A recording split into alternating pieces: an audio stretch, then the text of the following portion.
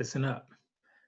There are certain people out there who believe that pedophilia should be treated as a mental disorder and not a crime, even after a sexual offense has been committed. Should we even be having this conversation? All that right here, right now, on this episode of The Bizz.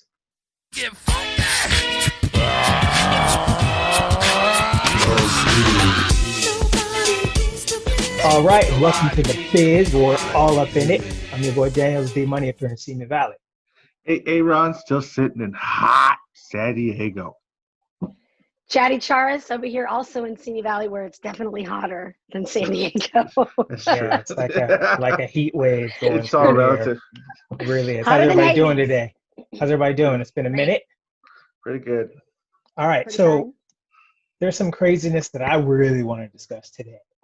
There have been people who have, with all of this equality going on and people want to be recognized in different groups that want to be recognized, there's this push that actually isn't very new of people, particular groups, I'm not sure exactly who want pedophilia to be considered a disorder and not a crime. All right. In an article by Margot Kaplan that dates back to October 2014, it says the Diagnostic and Statistical Manual of Mental Disorders defines pedophilia as an intense and recurrent sexual interest in prepubescent children, and a disorder if it causes a person marked distress or impersonal difficulty, or if the person acts on his interests, right?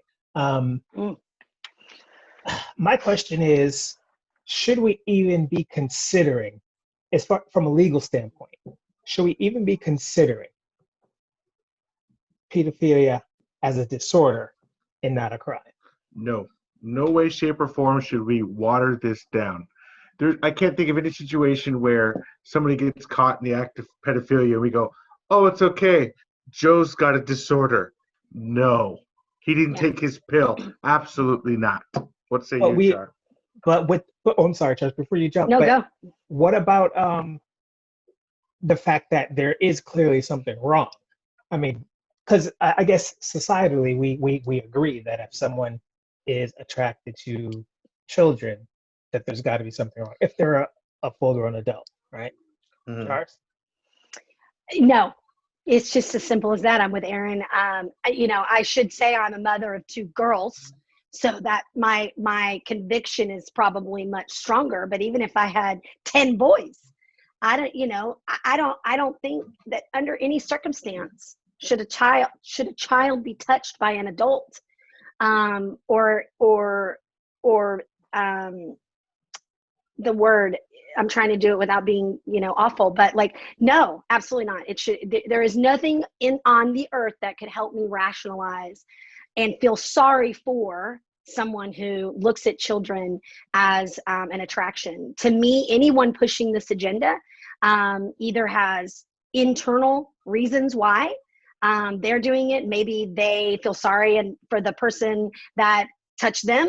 I don't know. It feels like there's a justification going on for the actions of someone on something that is just absolutely wrong on so many levels. Forget the religious levels. I mean, but just basic human level. This is wrong.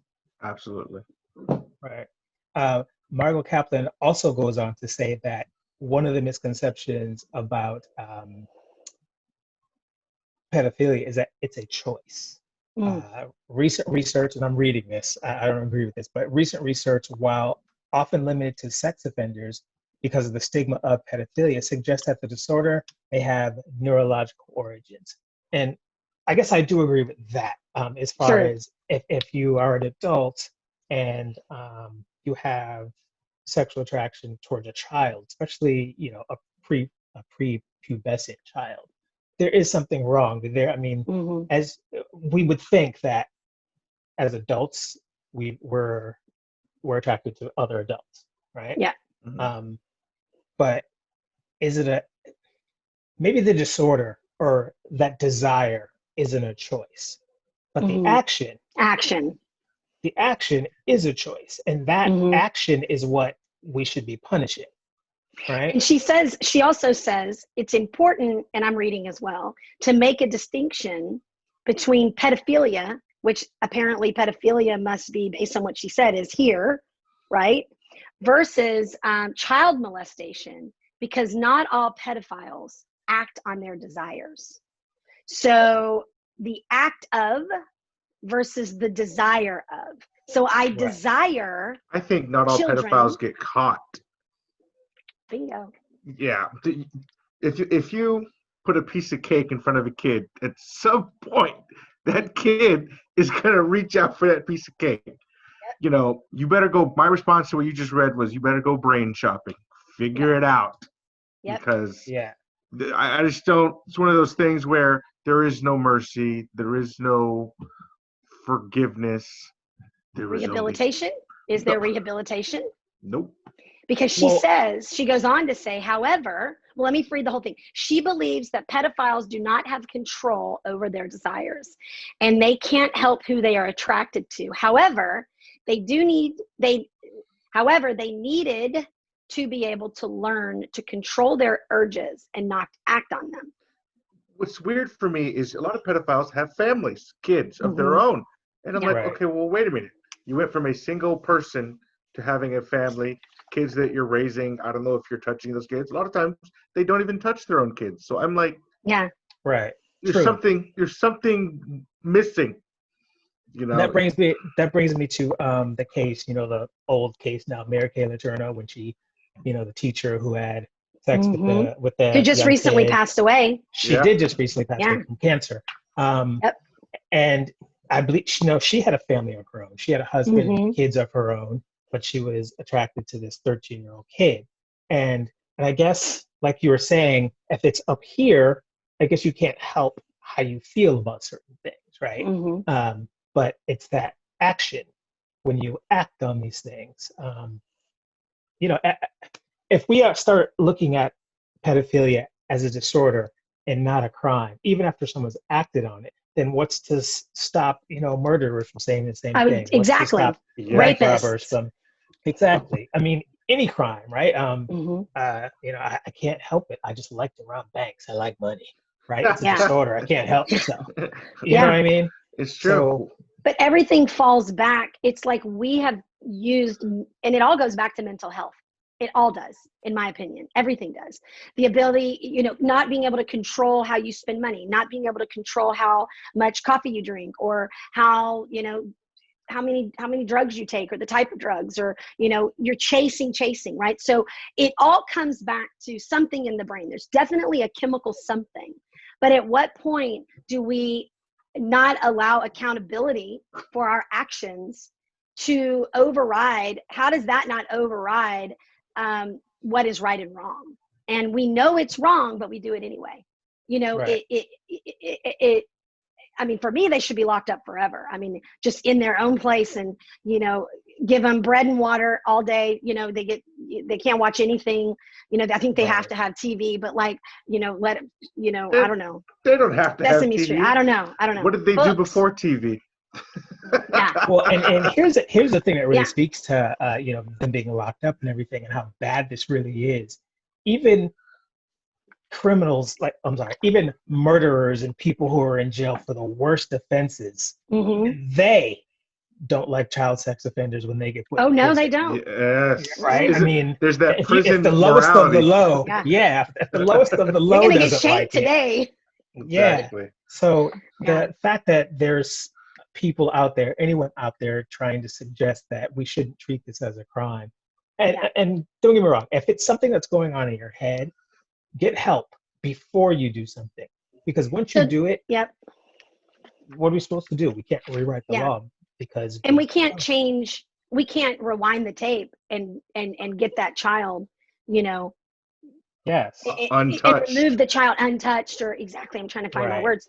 The other thing she talks about in the article, and it was in the New York Times, and if you want to Google it, Pedophilia, a Disorder, Not a Crime, by Margot Kaplan. That's what you would Google, and maybe Daniels, you want to put the link in for people to go and actually read the article for themselves. But a couple of things that I do kind of not agree with, but I could begin to understand is, why.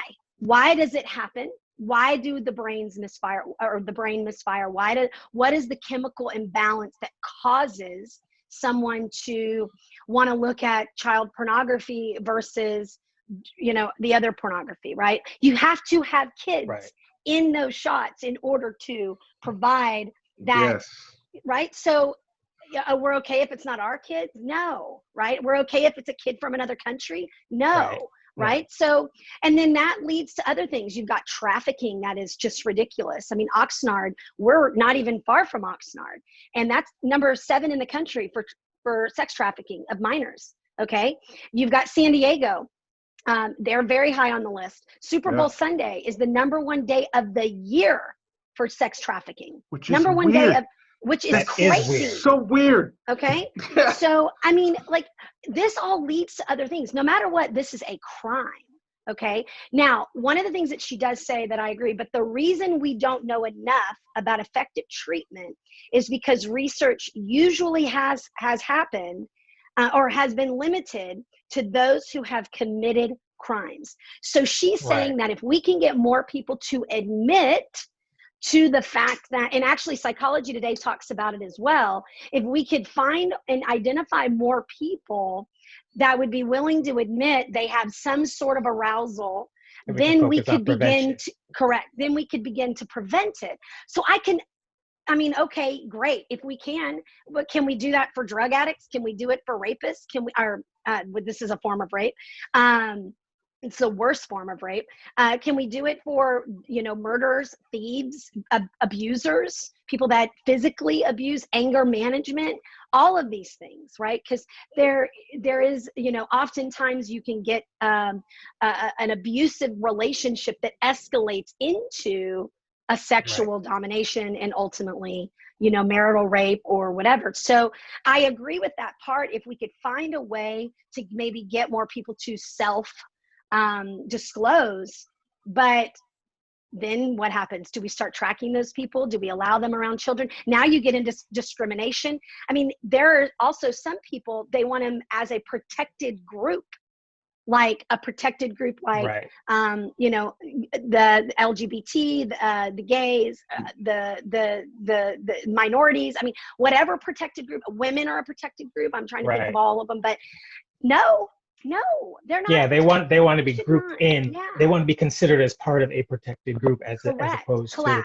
a protected class. Right. Yeah. And I agree with what you're saying as far as we need to, if there's some identifier, then we can treat it as a mental disorder while it's still just a mental disorder before it, you know, spills over into, because once you act, it's bad. But who's going to say that's the crime?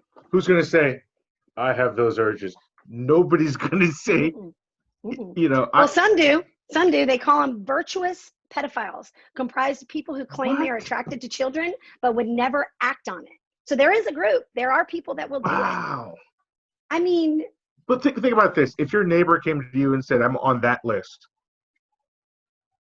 everything's changed, right? I mean, The wall is going up, okay? Yeah, speaking of lists, I mean, it's public record, right? You know, people have to, they move into a community, they have to register, right? No. I'm talking about if we take the hypothetical situation of someone who isn't discovered yet. Who hasn't discovered or hasn't done anything yet, and your neighbor comes out and says, I had those urges, I've never acted, but I have those urges. All of a sudden we're not having barbecues together. Right. We're not drinking, you know, it's just. I'm not sending my kid over there to get some sugar from you. No, literally, no. Yeah. Literally, no. Oh, by the way, she went on to claim that they should be legally protected under the Americans with Disabilities Act. Quote. No. Because once it starts there, then every murderer and rapist and, you know, whatever, it's going to be, well, I have a disability.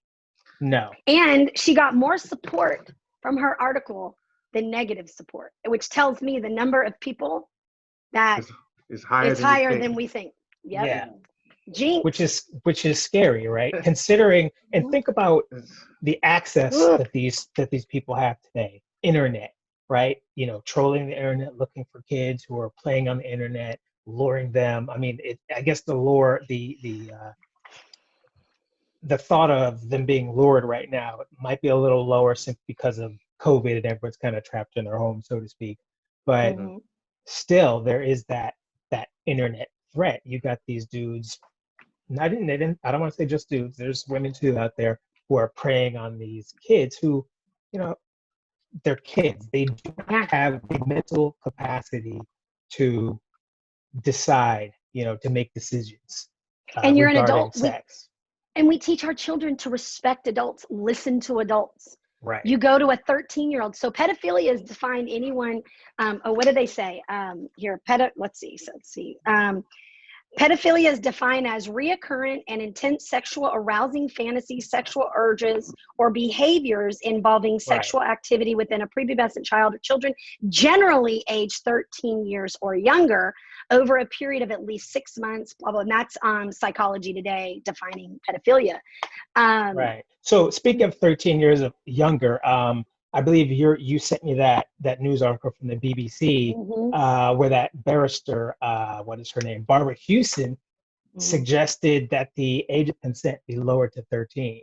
Yeah, which is ridiculous. I mean, I'm a teacher, and a lot of my students are 12, 13 years old. They're still trying to figure out who they are. They don't have the mental capacity to they don't have the maturity or the capacity to fully understand this scenario, this situation. We didn't even give them a driver's license until they're 16. Wait, I'll do you one better, Charis. Daniels can't even get them to put their full name on a piece of paper when they turn in work. I mean, for real. Yeah, I'm like, hey, did you forget your last name? No, I didn't forget my last name. Then how come it's not on this piece of paper? But yeah, I mean, I can't even get mine to clean their room. You think? Yeah. I mean, to think that someone thinks that the age of lowering the age of consent to 13 is a way to fix the problem. That would just, in my opinion, that would just make it a lot worse. It would exacerbate the problem. Yes, because then you have pedophiles molesting people who are 14, 15 years old. And if the kid is being tricked or coerced into consenting, right, then there's no legal leg to prosecute these people. Another thing to think about, and I think about this because my grandmother was, I think, 17 years younger than my grandfather, something like that, 15, 13, 17, somewhere between there. I can't ask them because they're somewhere else, not here on earth. But that one's weird for me too, but it's not. I mean, if she was over the age of 18 when they met, whatever, and then, he just happens to be much older than her, mid to late 30s. So, but I think at the point that someone becomes of, legal age of being able to make their own decisions of who they are attracted to, that's different. But if the question I always had, but I never had the guts to even ask my grandpa, was if you were 18 and grandma was 3 or 6, like, would you have felt the same? And I don't think anyone, I mean, obviously, I think knowing it was my step grandfather, but knowing him, he'd be like, absolutely not. Right. Right. But it is kind of something that kind of sparks a question of, you're 20 years difference. Like, you were 20 and I was in the NICU or in the, like, not to make a joke out of it, but like, come on. Right. It's interesting. It's a very interesting thing. It's is. Not bad though, because you're both adults and you're both consenting. So please, I'm not trying to offend anybody that has an older, spouse or lover, boyfriend, girlfriend, whatever. I'm just saying, like, in general, it does trigger some questions. Right. So in closing, I just want to make people aware that there is this push out there, and it's something that we should push back against. Yes, if dealing with mental health, and if this is a mental health issue, then we need to be able to find ways to identify this issue before it becomes a crime. Also, I would urge parents or anyone listening to make sure you're monitoring your kids online, especially now, because since they're at home all the time, remote learning, most of them, make sure you're monitoring your kids. I know because they're home all day, your monitoring of your kids tend to get a little lazy. COVID. Yeah. So we have to set it up because this is one of the avenues by which these people are getting to your kids, even though your kids, like, it's a big thing with the internet, right? And even more so now, if I could just say, since you brought that up, I'm actually going to be making a post on this about Snapchat. Snapchat streaks and revenge porn. I don't even know what Snapchat streaks are because I don't have Snapchat. What is online to be a teen today? Since lockdown I think is defined somewhere around mid-March, 13th, 17th. 25% of girls under the age of 18 say they experienced at least one form of abuse or sexual harassment online. This article is very interesting. Maybe we can uncover it, but I'm going to be posting about this because I hate Snapchat. I think it is the demise of our children and so many things, but that to me is the gateway drug of pedophilia. Snapchat, TikTok, which I think, that's another thing that's going to be, kind of looked at, but now you got Reels with Instagram. So as parents, we need to stay ahead of our kids. I mean, my kids were shocked that I knew about Reels. And they're like, how do you know? I was like, because I know what you want, and you're going to try to trick me into letting you download it. Right. Exactly. But you're right. So, especially since lockdown, you got to we need to be diligent about protect your kids, man. Yeah. So in closing, I just want people to be aware of what's going on out there and ways to just stay on top of your kids and be aware of what you're doing. Because a lot of times they won't tell you, and sometimes they don't know to tell you because they're afraid or whatever the case may be. Mm-hmm. In closing, I just want to say, people out there, if you have any comments about what you're hearing today, please put it in the comments below the video. Absolutely. Please give us a thumbs up. Make sure you buttons so we can keep bringing you this good old Bizz. Any last comments, people? No, we're all good. No, I think we're good. All right. Don't. Daniel's D Money sign out from Hey, Aaron, over in Hot SD. See you next time. Chatty Charis out. and we're out.